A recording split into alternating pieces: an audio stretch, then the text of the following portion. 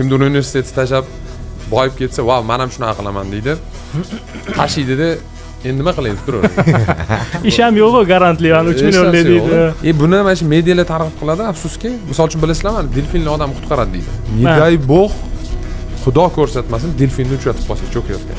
O'lishingiz ehtimoli juda ham kattalashib ketadi. Sababi delfin bilsanglar u tumshug'i bilan turtadi-da. U qayerga turtayotganini bilmaydi. U qirg'oqqa turtib qo'ysa tirik qolasiz. Bu haqda nima gapga keladi aytib berasiz. Men delfin tirik qoldim, to'da. Men boshqacha tasavvur qildim. Cho'kib ketsangizchi? Ha. Cho'kib ketsangiz nima bo'ladi? Hech kimga hech narsa aytib bermaysiz. Shuning uchun ma'lumot noto'g'ri. Yopilib ketgan podkastlar haqida hech kim eshitmagan. To'g'ri. Sababi ko'rilmaganda ular. Mana bunaqa mashhurlarni ko'radi-da, tepadagi eng uchdagi so'qni ko'radi, ozgina joyi. Ha, demak ishlar kerak. Men bu ma'lumotni hech kimga aytmadim.